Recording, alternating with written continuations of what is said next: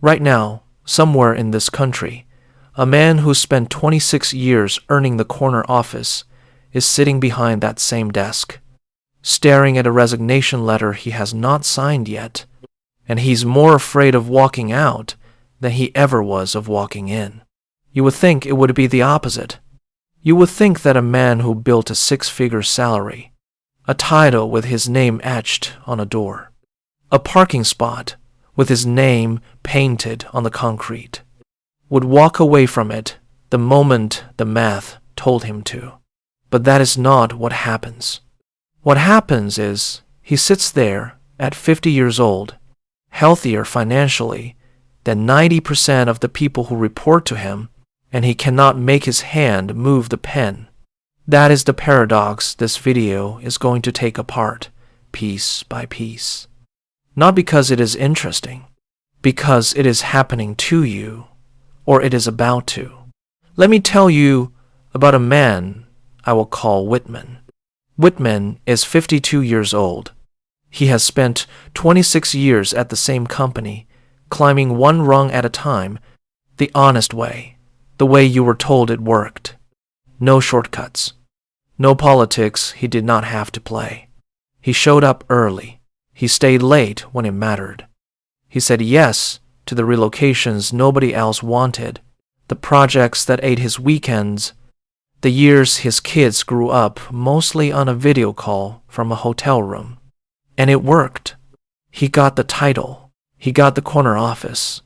He got the salary that made his father, a man who worked a factory floor for 35 years, go quiet on the phone, out of something that was half pride and half disbelief. And now, sitting in that office, Whitman has done the math 3 times because he did not trust it the first 2. The mortgage is paid off. The kids are through college. He has enough saved that if he never earned another dollar, he could live the rest of his life without asking anyone for permission. He has, by every honest measure, won, and he cannot bring himself to leave because somewhere along the way, the corner office stopped being a reward for what he built. It became the only proof he had that he was worth anything at all. That is the trap. Nobody warned you about this part. They warned you about debt. They warned you about not saving enough. Nobody warned you that the job itself, the title itself, the respect that walks into a room half a second before you do, can become a leash so comfortable you stop noticing it is a leash. Here is the part you need to sit with before we go any further. The fear Whitman feels is not really about money. He has already solved money. The fear is about identity, and identity is the most expensive thing the corner office ever sold him, because he paid for it with the only currency he cannot earn back: time. You know this feeling. Maybe not at his exact salary, maybe not with his exact title, but you know it. The feeling that if you stopped being the person with the job, the position, the 6-figure line on the tax return, there would be nothing left standing in the room. That feeling did not happen by accident.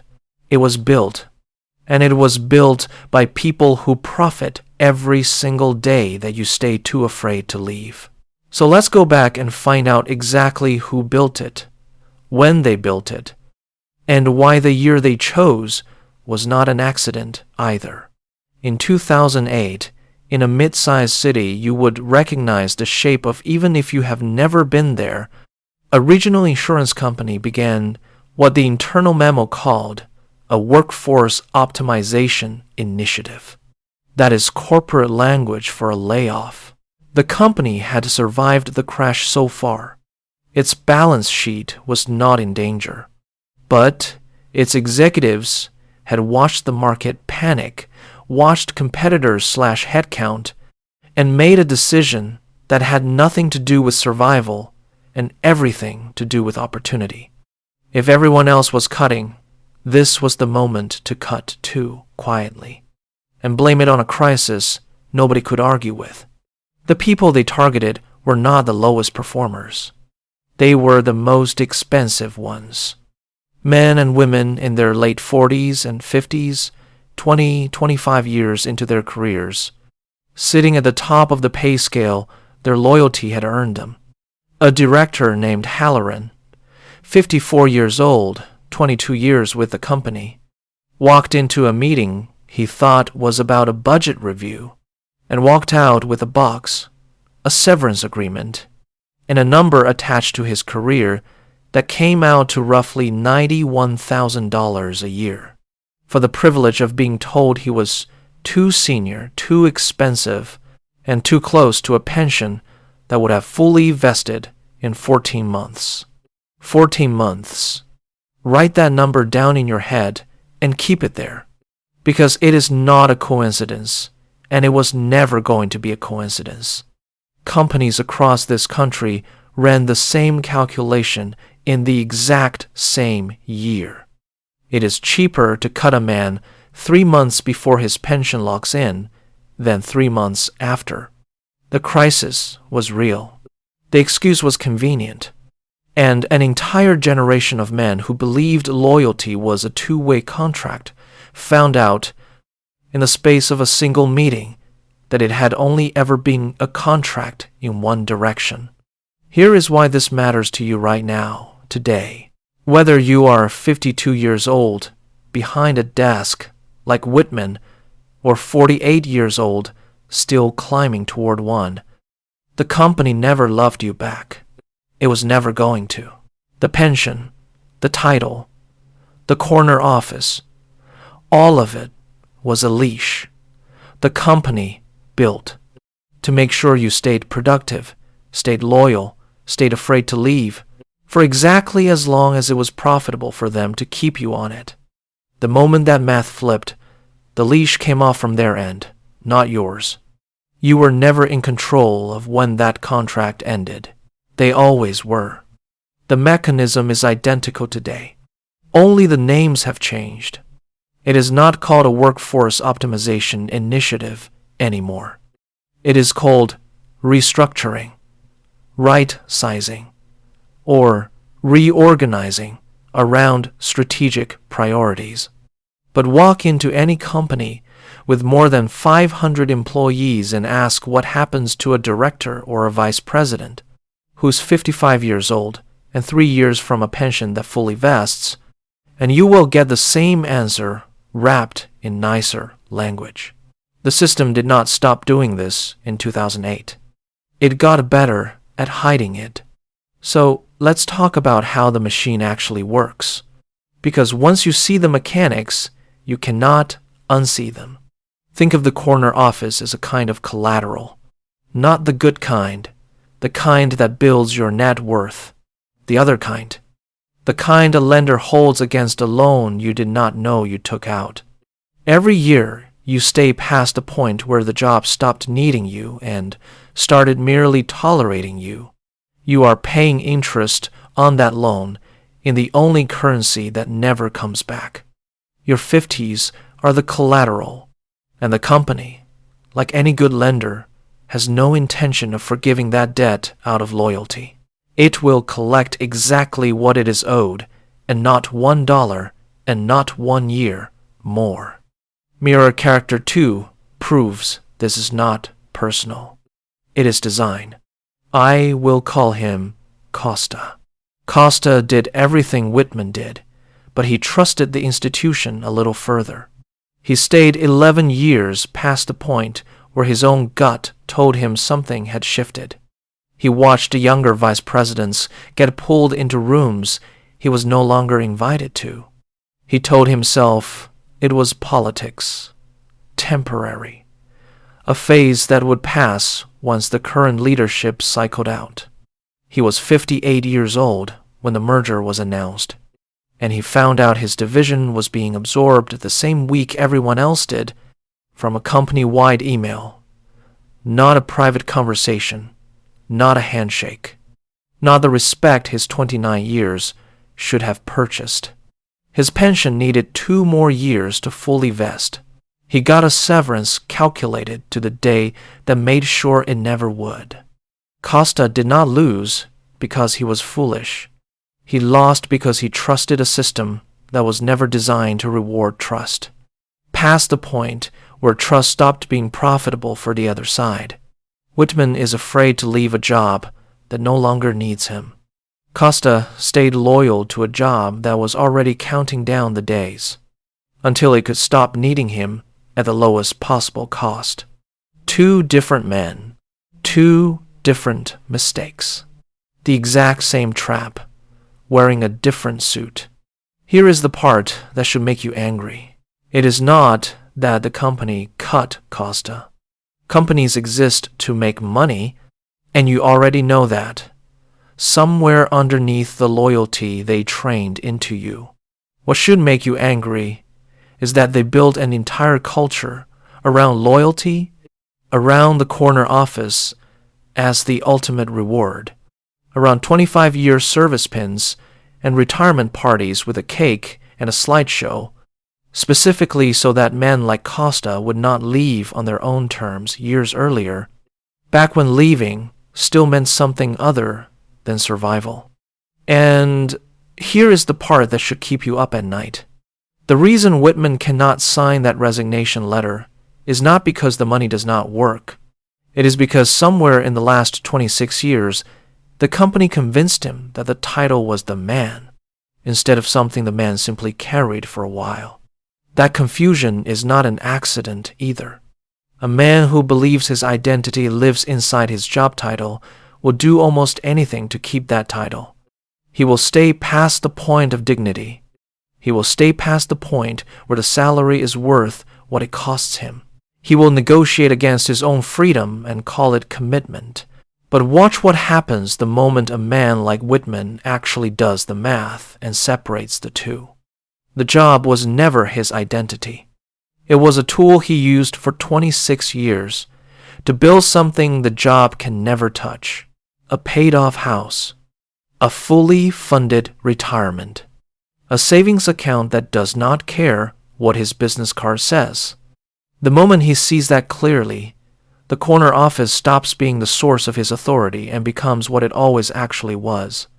A room he was renting. This is where something interesting happens, and it is worth sitting with.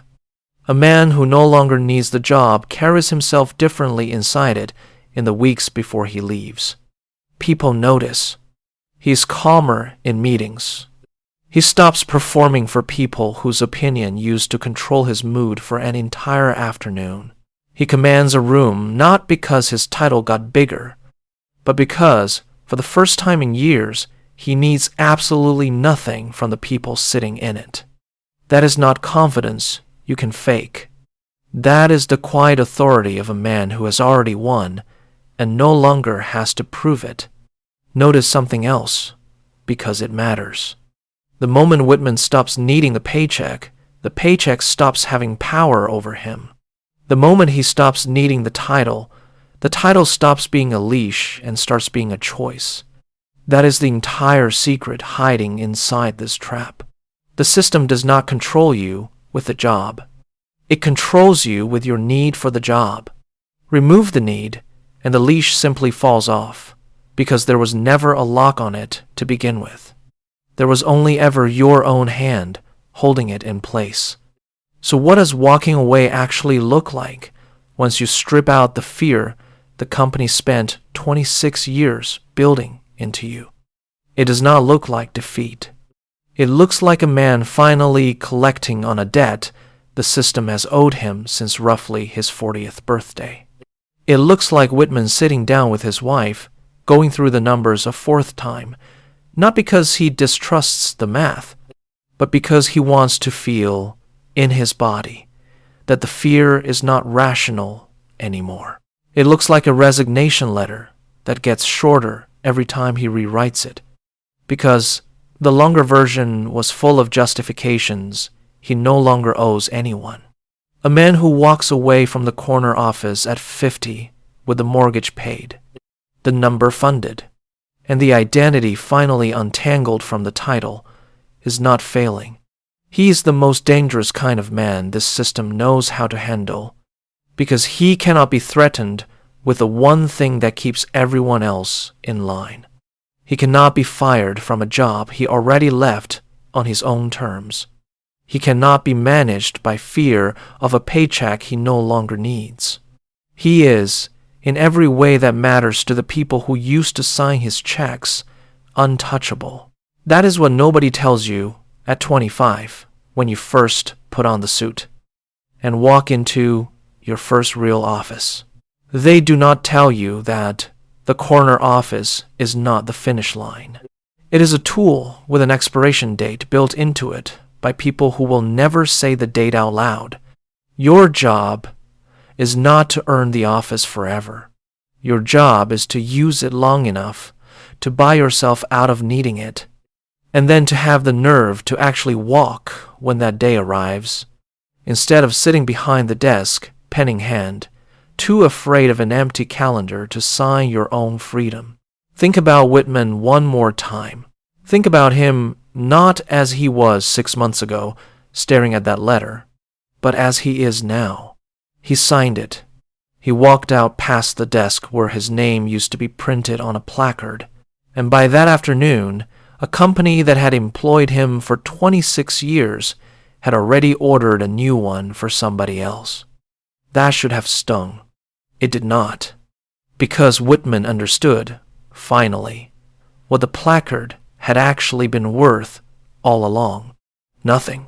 It was never his. It was a loan of authority the company made to him, at interest, for exactly as long as it served them. And he had just paid the whole thing off, in full, on his own schedule, for the first time in 26 years. He does not have a title anymore. He has something the title was always a cheap substitute for. He answers to no one. He owes no one. He needs nothing from a company, a boss, or a system that spent 2.5 decades convincing him the opposite was true. Choose the number over the title. Choose the freedom over the corner office. Choose the man standing outside the building over the man still afraid to leave it. He didn't lose the job. He finally collected on it.